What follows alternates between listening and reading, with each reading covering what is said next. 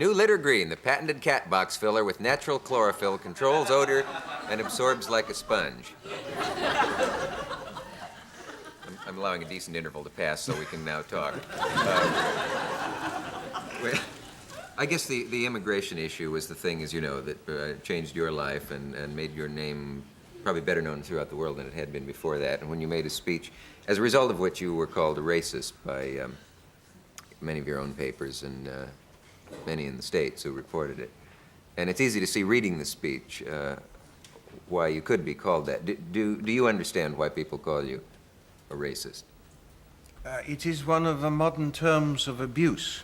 Mm-hmm. And the term of abuse is the more effective, the less defined it is. Then you can throw it at anybody and anything.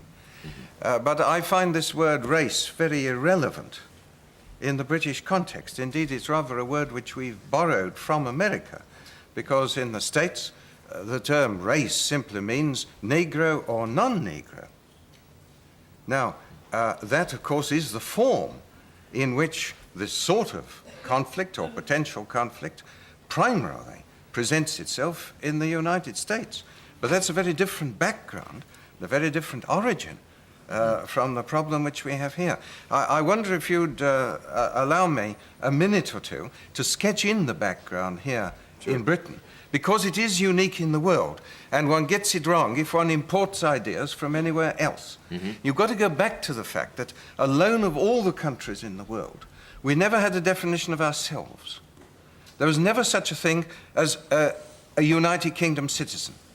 Unlike the United States, which has its own citizenship, France, Germany, we never had that. We were British subjects.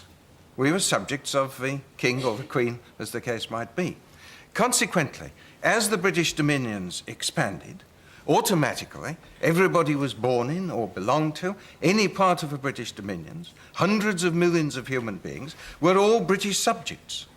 And in the law of this country, there was never any distinction between one British subject and another. There was no way of labeling the British subject who, if I may use the word, belonged to this country. Now, this was, had many advantages when Britain was the center of an empire. And if the numbers from the rest of the empire who availed themselves of this identification remained small, then no problem arose. But the rest of the empire had its own citizenships. An Englishman wasn't allowed to go and settle in India or Jamaica. On the contrary, they had their own very strict demarcations and definitions.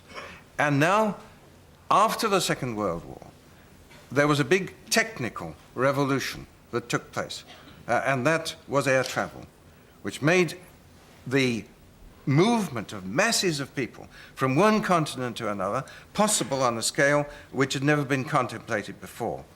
As a result of that, there moved into the United Kingdom growing numbers of British subjects from the rest of the, well, it was by now the Commonwealth, it had ceased to be the empire, who had no other connection than that with this country, with the United Kingdom.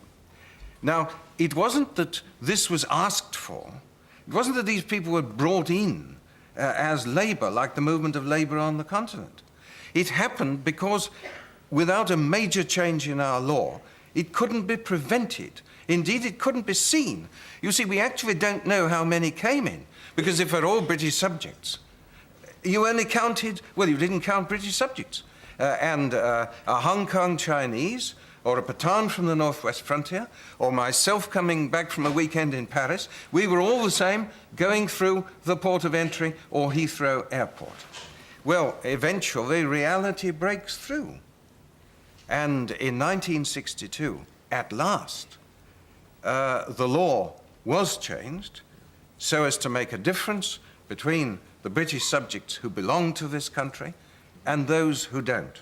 But by the time that that had happened, I'm simplifying, so large a number had already settled here, plus the inflow in the years after 1962, for reasons which I won't enter into, they are complicated, that we now know that unless some drastic change happens, large parts of many of our cities will, by the beginning of the next century, be occupied by a population which has nothing in common with the people of this country. Now, I've defined the problem. Yes. That all sounds reasonable. I think the... It is reasonable, you know. Well, it also sounds reasonable. The thing is that I think in reading the speech, it's obvious that many of the examples that you chose to illustrate the problem were much more pungent, if you'll yes. pardon the expression. I mean, yes. you talked about a lady in a small town Yes, who indeed. had excrement shoved yes, through her letterbox that's right. by black people Now, and we that sort of must thing. here have the context And, to that speech. Yeah. That speech was made 2-3 days before the Conservative opposition had decided to oppose a race relations bill.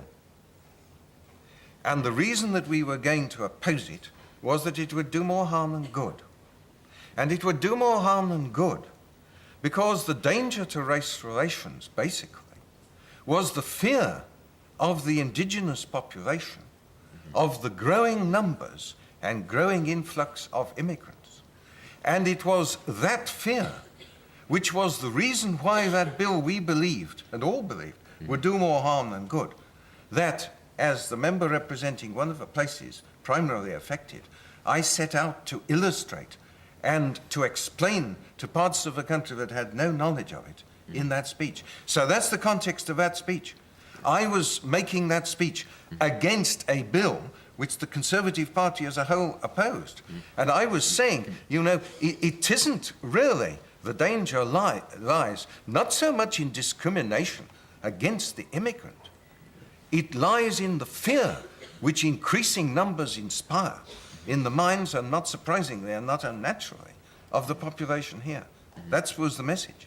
But do you still have any question in your mind as to what in the speech caused such manifestations afterwards as, if you want a nigger for a neighbor, vote Labour? No. That signs phrase, like that phrase sort was of- used long before. It was never used in connection with my speech. That phrase dates back to the 1964 election, if not earlier. But of course, there was a terrific explosion of relief that at last somebody had drawn attention. Not we now know to the full dimensions, for I underestimated the numbers in that speech, but at any rate to what were then thought to be the full dimensions of the problem. And people who had watched year after year, particularly in the areas concerned, something happening which was altering their lives, but nobody apparently caring, nobody referring to it, nobody worrying about it. Perhaps we can find... But at least, somebody's spoken about it. Now we can face it.